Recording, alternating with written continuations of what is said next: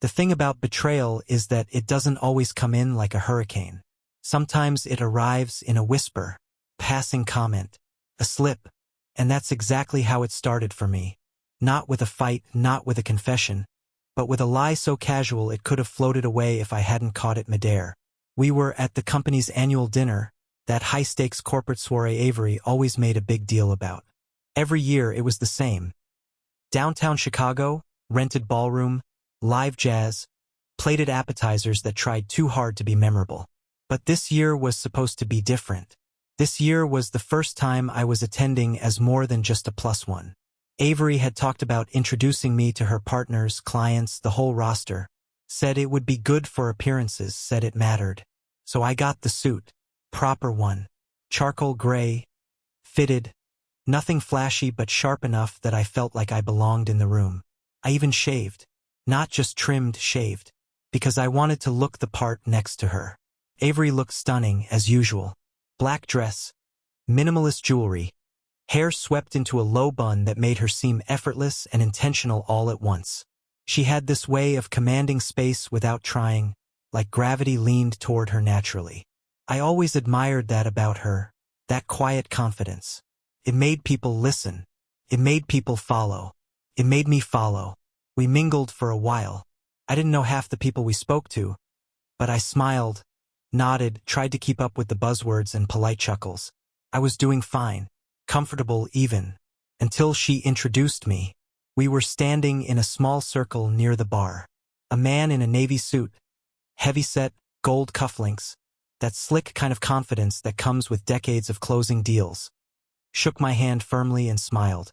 "And who do we have here?" he asked, turning to Avery with the kind of curiosity older men reserve for beautiful women. Avery let out a soft laugh. Not nervous, not hesitant. "Oh, this is Nathan," she said smoothly. "Just a family friend. Just a family friend." It hit me like a pin drop in a quiet room. So small, so subtle, but deafening. I blinked, unsure if I heard her right. My heart didn't skip, it stalled. That kind of stall where your body keeps moving but your mind steps out for a second. Family friend? I looked at her face, waiting for her to glance at me, to smirk, to roll her eyes and clarify. "I'm kidding, maybe. Or sorry, husband. Long night." But there was nothing. Just Avery, beaming, already back into the flow of conversation. The moment passed without a hitch for everyone else. For me, it hung in the air like static. I didn't say anything. Not right away. We moved to another table. Talked to another couple. I laughed at something one of them said. Tasted my drink without tasting it. I checked her expression for a hint of acknowledgement. But she didn't look back. Not once. 45 minutes later, she was gone. I noticed it because the champagne glass next to me was untouched. Still full. I scanned the room, assuming she was chatting up someone across the floor, maybe stepped outside to call her assistant. But then I saw her clutch, still sitting on her chair, right next to her personal phone. That stopped me. Avery never left her phone anywhere. She once panicked for 10 minutes because she left it in the bathroom at a spa. Her phone was practically an extension of her. And here it was screen dark, untouched. I waited another 20 minutes, loitering by the dessert table, pretending to text, nodding absently at people passing by. When she didn't return, I asked one of the attendants if they'd seen her. Nothing. I checked the coat room, the lobby, the women's restroom. I stood outside awkwardly for 5 minutes before a woman came out and said, "No one else is in there." That's when I knew something was off. I headed to the front desk and asked if any cars had been called recently.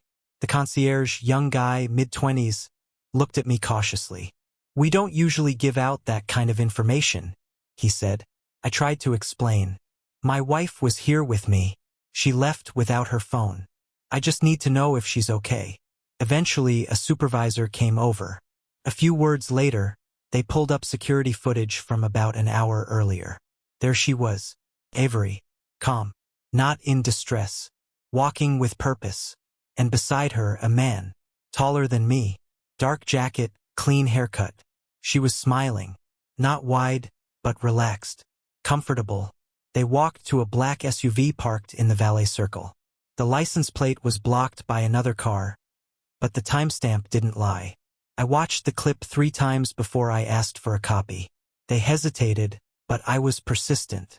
"It's my wife," I repeated. "That's all I need to say." I didn't go home that night.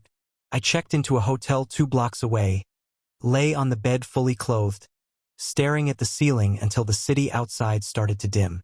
At some point I fell asleep, if you can call it that. Felt more like slipping under cold water. The next morning I drove home early. The streets were wet from a light rain, and the gray sky made everything look a little bleaker. But I wasn't sad. Not yet. I was numb, alert, sharp, like the part of me that knew how to feel had stepped aside to let the rest of me function.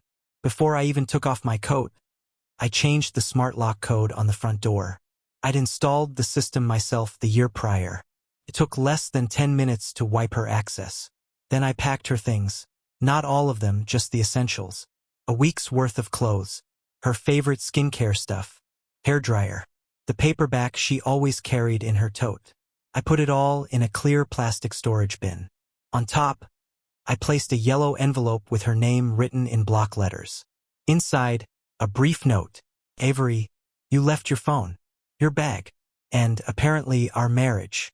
I'm not asking questions, but I am closing doors. Nathan." I set it outside on the front step, directly under the overhang so it wouldn't get wet. I angled the camera down a bit, just enough to see her face when she arrived. Then I locked the door and sat in silence. She came back just before noon. I watched on my phone as her car pulled into the driveway. She wore sunglasses, but I could tell she hadn't slept. She looked down at the container, hesitated, then crouched. "Read the envelope." Opened it. No reaction. No tears.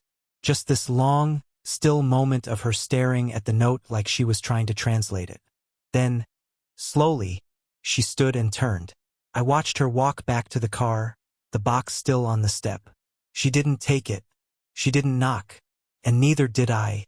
The first week in the short-term rental was surreal. The place had all the charm of a waiting room. Gray walls, generic art. Those stiff, neutral-colored couches that made you feel like you shouldn't get too comfortable. It was the kind of apartment that didn't ask questions, and for that I was grateful. But when you're alone, completely alone, the silence starts talking back. Subtle at first. Just a whisper, a mental nudge. And then it gets louder, asking things you don't want to answer. That's when the doubt creeps in. Not about her, not anymore, but about yourself. How did I not see it? How long had I been lying to myself? I wasn't grieving Avery. Not really. I was grieving the version of me that believed her. Everything began unraveling in reverse. The more I sat in that bland rental, the more moments surfaced.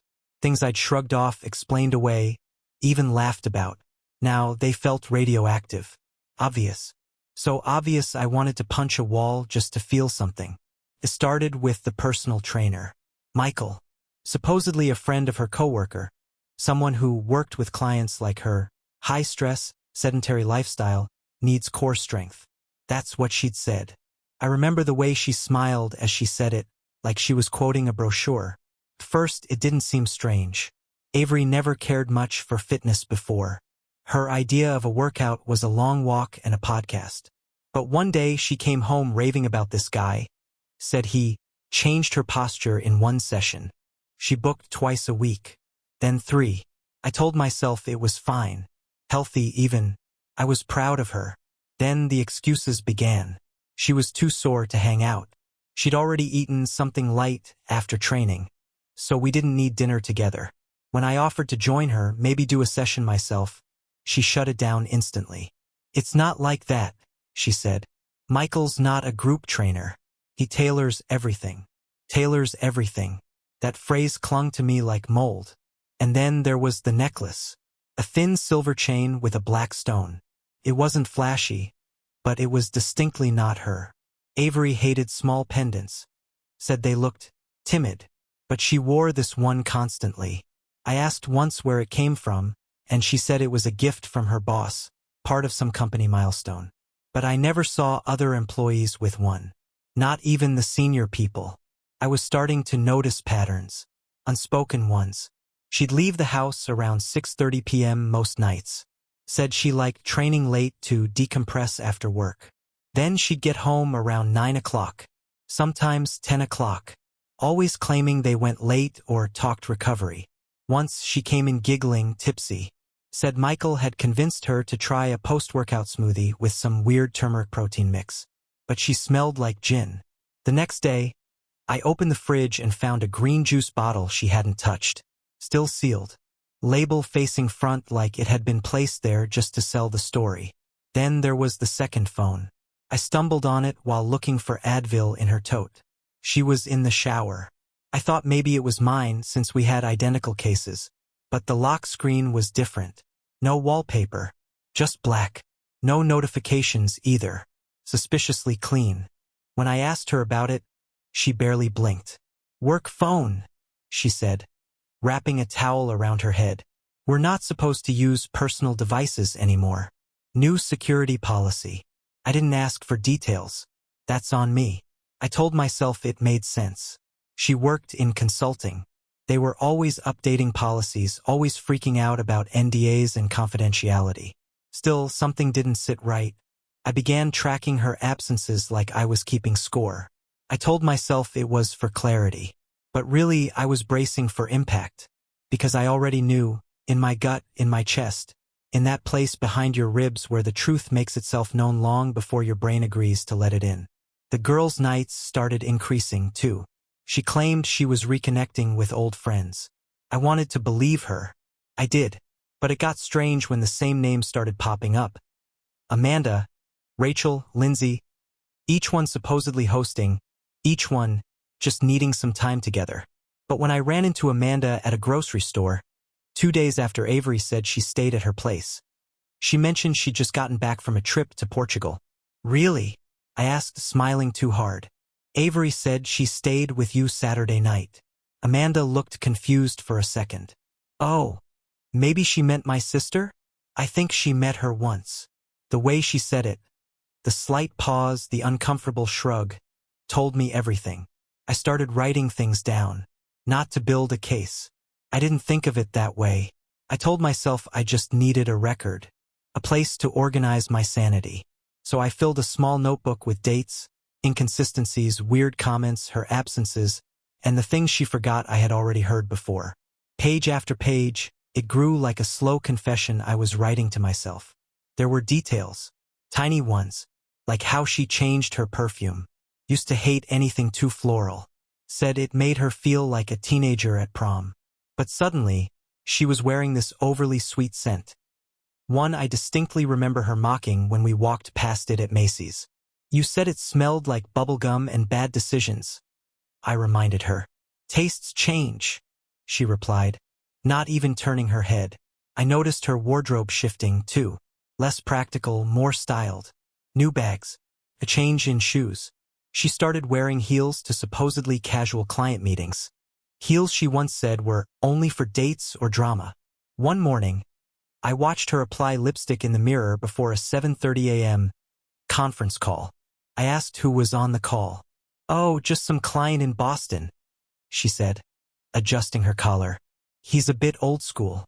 Likes FaceTime even when it's virtual." She didn't notice I'd caught the slip. Virtual doesn't require lipstick. And then there were the disappearances. Sudden. Unexplained. A missed call here. A dead phone there. Times when she said her battery died. But the iCloud tracking said the phone had been off entirely. Not out of battery. Just off. She claimed she'd left her charger at work. 3 times in 1 week. I stopped asking. Not because I trusted her, but because I didn't trust what I'd do with the answers. The thing that broke me wasn't a message or a photo. It was a moment of quiet. We were sitting on the couch one night, me watching some nature documentary, her scrolling through her phone. She didn't know I was looking. She was smiling. Not just a soft smile, a smirk. That kind of private grin you give to a person, not a screen. And I realized something horrifying. She had joy. Joy that didn't include me. Joy that I hadn't seen in months. That was the shift. That was when my heart gave up before my brain could stop it. She used to smile like that at me. Now I was just background noise. I didn't yell, didn't accuse, didn't beg. I just started preparing. Emotionally, financially, logistically. Because the difference between suspicion and certainty is the moment you stop hoping to be wrong. And I'd stopped hoping. After the dinner, I didn't go home. That version of me. The guy who waited by the door, who asked gentle questions and hoped for lies wrapped in affection. He was gone. Whatever came next needed to come from a place that wasn't broken or begging. I wasn't a husband anymore. I was a witness, and I needed evidence. I drove 3 blocks down and parked near the event venue, the hotel where the dinner had been held. I sat in the car for a few minutes watching people spill out into the cold. Some couples argued over where to get late-night food. Others laughed too loudly. But I didn't see Avery. Just suits and heels and glitter and noise. Then I remembered something, the valet stand. She hadn't left with her clutch. So unless she had teleportation on her side, someone else had arranged the exit. I walked up to the front desk like I belonged there. That's the trick. Don't ask permission.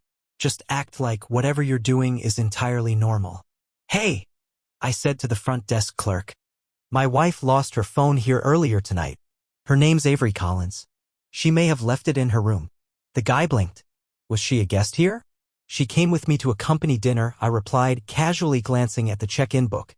She said she might have grabbed a room for the night in case she had too much to drink. Probably under my name or hers. I just need the room number so I can check. He hesitated. Sir, I can't just give out. I know, I interrupted, leaning forward. Totally get it.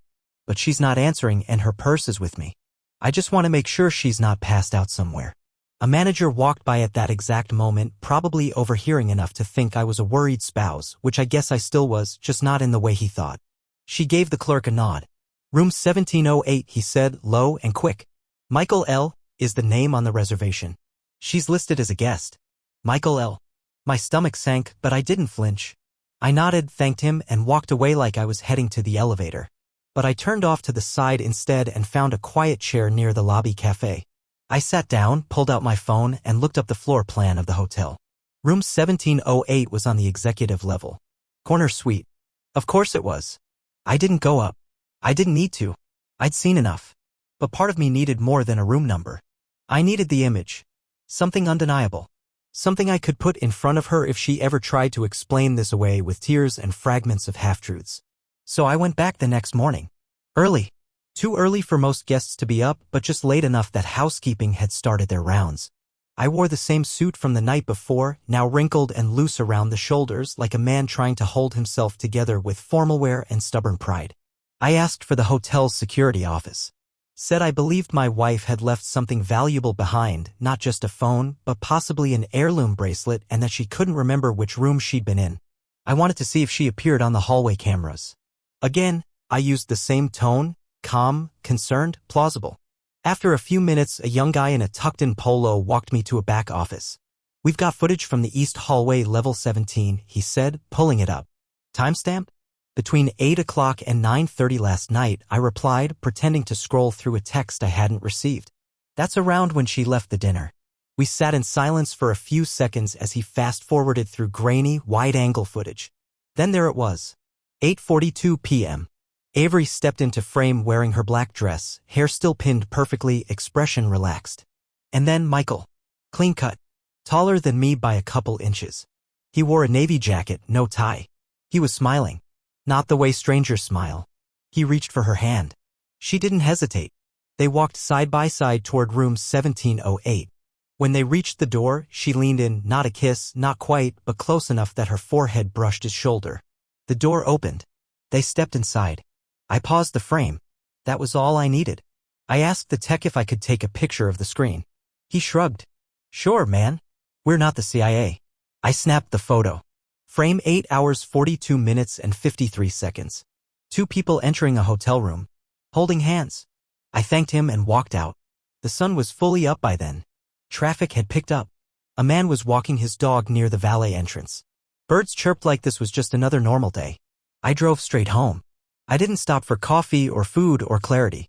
When I got there, she still wasn't back. So I went inside and took my time. I printed the hotel booking receipt. I printed the hallway still. I placed them both on her pillow, neatly aligned like hospital corners on a bed. Then I packed what little else remained of hers into a labeled storage bin and set it in the garage. I left the yellow envelope where it had been, untouched. By 11 a.m. I was gone. Not just from the house. From the city. I had already planned the exit. I wasn't dramatic about it. I just didn't want her to have the satisfaction of a conversation. There are people who burn the bridge. And there are people who pack up quietly and disappear before the smoke ever rises. I chose silence. She texted me that afternoon. Multiple times. The messages came in fast, then slower, then stopped altogether. Avery, where are you? Avery, are you okay? Avery, Nathan, this isn't funny. Avery, please call me. We need to talk. Then the final one. Avery, I can explain. Explain what? That you lied to my face at a public event and disappeared into the night with a man you denied even knowing a few weeks ago?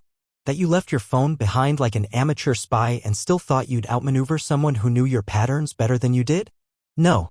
I didn't want explanations. I wanted distance.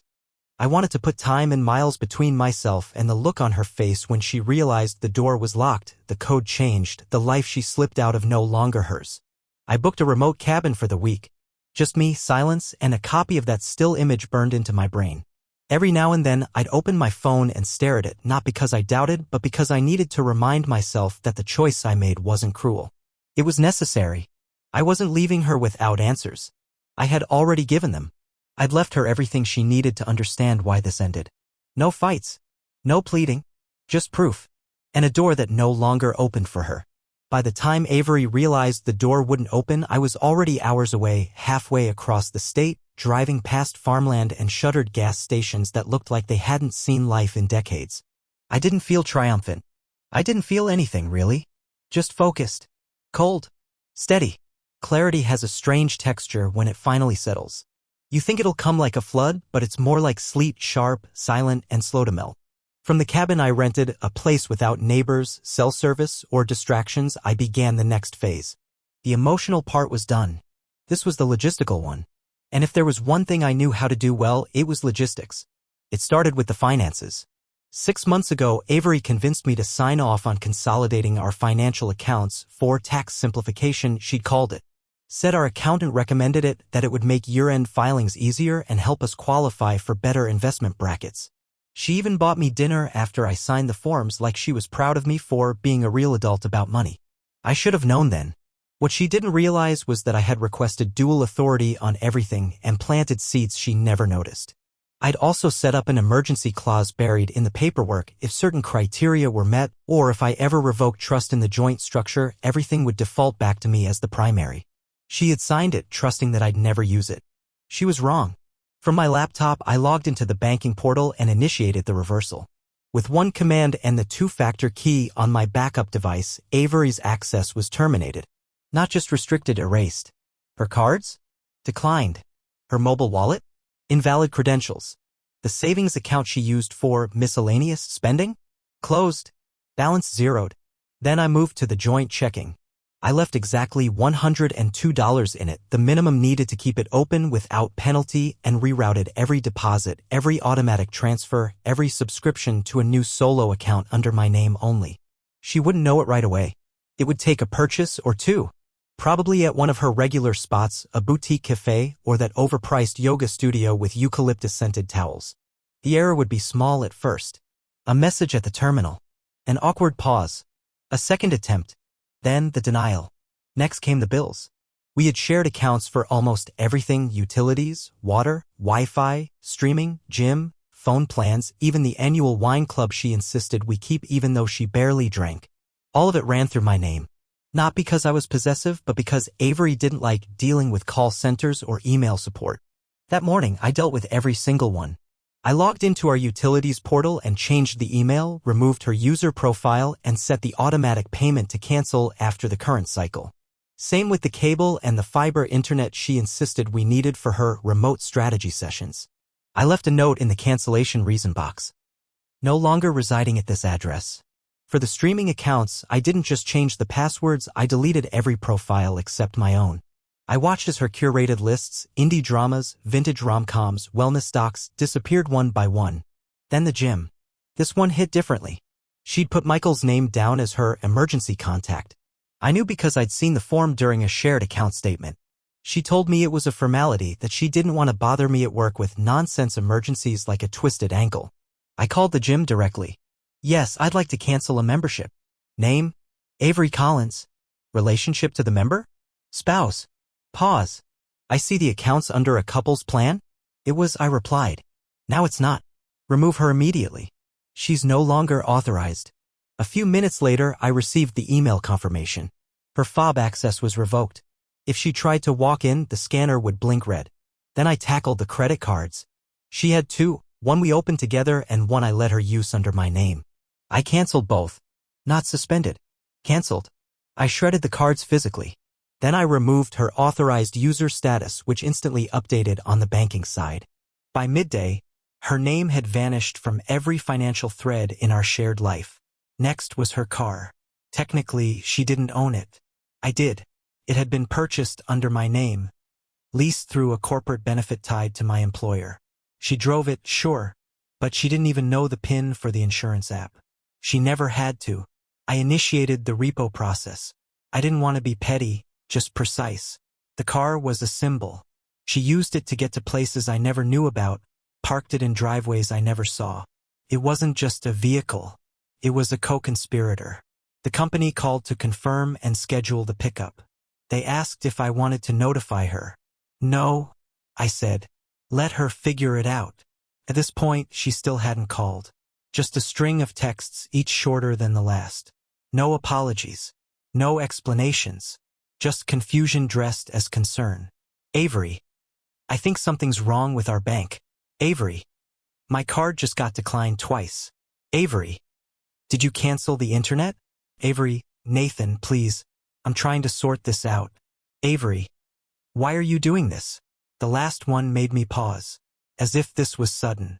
As if this hadn't been months in the making, the slow erosion of trust leading to a clean and calculated collapse. As if I hadn't been watching her build a second life while still enjoying the safety net of the first.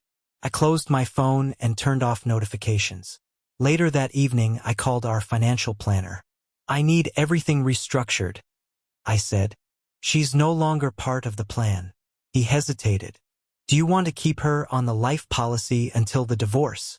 No, I said. Remove her as beneficiary. Effective immediately. One by one, I cut the cords. By the next morning, Avery's entire financial ecosystem had collapsed. No access, no backups, no passwords, no cards.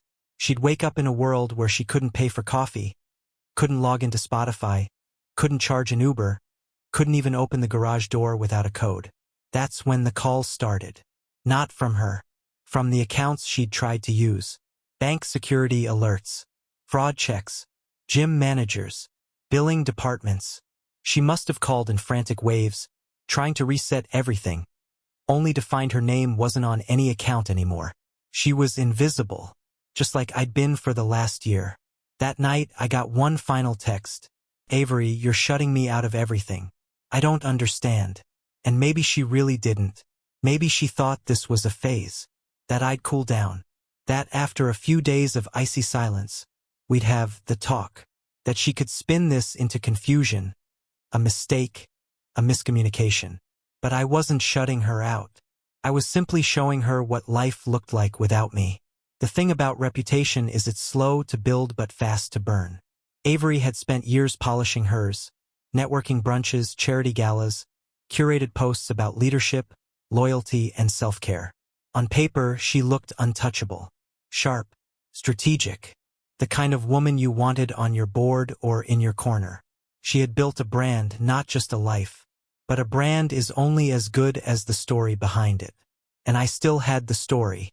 While she scrambled to regain access to her money, her gym, her devices, I moved on to the next phase. Not vengeance. Not destruction. Just exposure. The quiet, surgical unraveling of the image she had so carefully constructed while living a second life behind it. I didn't go public. There was no post, no blast, no messy status update. I didn't need to shout. I just sent curated truth to the right people. It began with encrypted folders, individually watermarked, each one tailored for its recipient. Close friends, business partners, her so-called inner circle, people she'd leaned on, people she'd bragged to, people who once toasted to us at our engagement party and now only toasted with her, without ever asking where I'd gone. Each folder contained selected *TS, audio clips, timestamps, and footage. Not everything, just enough. The hotel hallway still, the credit card receipts, the location history, the messages she forgot I had access to before she started using the second phone. Some of the clips were short. 6 seconds here, 20 there. Avery laughing into the receiver, calling me clueless, telling someone named M how she felt like a spy in her own marriage, adding how easy it was to compartmentalize me. One video from the hotel lobby security footage showed her glancing over her shoulder before stepping into the elevator with Michael. They weren't touching, but they didn't have to be. The energy said everything. The folders were clean, organized, and silent. No threats, no explanations, just the truth. And the effect was immediate. By the end of the week, her Instagram follower count, once hovering around 40,000, thanks to years of strategic thought leadership and influencer deals, had dipped by nearly a third. A few of her oldest posts disappeared. I checked her profile out of curiosity one night and noticed her bio had changed. The buzzwords were gone. No more advocate for authenticity, just a blank line and a private profile. She started losing contracts. I didn't celebrate it, but I noticed. 2 consulting clients she was courting ghosted her. One revoked a letter of intent she had proudly printed and framed on her desk. The same client had received one of the folders, anonymized, but obvious. People weren't angry. They were quiet. They didn't text her back. They didn't include her on the CC. They just faded out. Even the friends who had once cheered her on in comment sections stopped engaging. Her best friend Lauren, the one who posted vacation photos of them in Cabo last year with the caption "Ride or Die," removed every trace of her. Unfollowed. Unmentioned. I got a call from Lauren, actually. She sounded hesitant at first. "I didn't want to believe it," she said. "But I watched everything. And I'm so sorry, Nathan. You didn't deserve this." I thanked her. That was all. I didn't need apologies. I just needed people to stop pretending I had disappeared for no reason. Even Avery's sister, the younger one with the art degree and the mismatched earrings, sent me a message. She had seen the folder I sent her privately, not even expecting a reply. Just a simple line. "She never told us the truth. I believe you now, and I'm here if you ever need anything." Her silence in the weeks before had cut deeper than she knew. But this meant something. A stitch in the tear. Meanwhile, Avery didn't respond. Not directly, but I could see her trying to plug the leaks. She posted a cryptic story one morning, a quote about growth and forgiveness. Later, a selfie with a caption that read, "Some chapters end without warning. Some people leave before you get to say goodbye. But healing begins when you stop needing closure from those who can't give it." It had likes. Fewer than usual, but still enough to tell me she was clinging to the narrative. So I made one final move.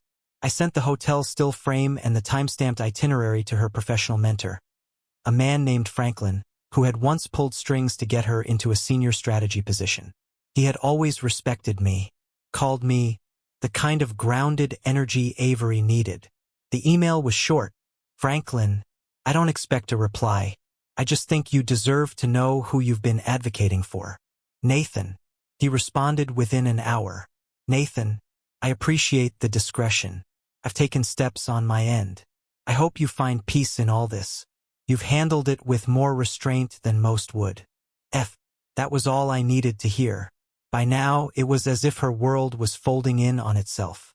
Slowly, without spectacle. People weren't calling her out. They weren't yelling. They were simply choosing not to show up. There's something devastating about being ignored. Not hated, not attacked, just omitted. That's where she landed. No more invites. No more backslaps at conferences. No more wine and cheese evenings with power couples who used to call us goals. And still, I said nothing publicly. Not a word. I didn't block her. I didn't engage. I didn't rant. I didn't answer the texts that still trickled in every few days. Avery, you're turning people against me. Avery, I know what you sent.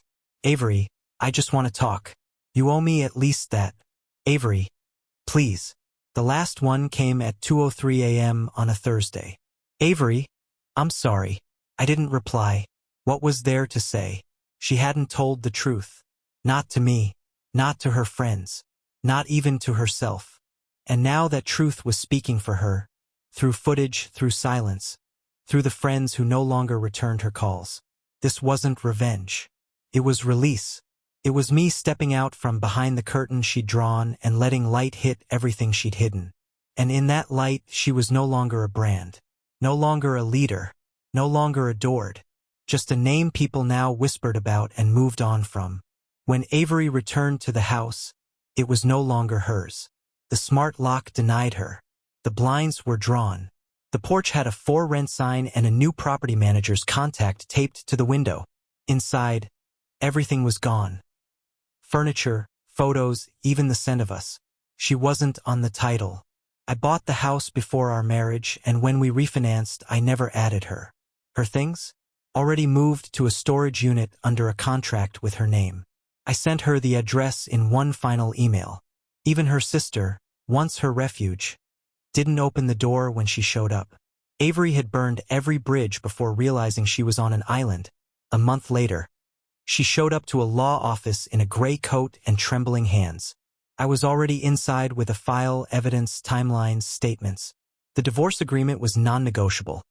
A modest one-time payment, access to her belongings, and a permanent no-contact clause with Michael. The final page held my handwritten note, "The life you tried to build behind my back? It's already closed." I walked out first. She sat in silence, no longer a wife, no longer admired, and no longer in control of the story.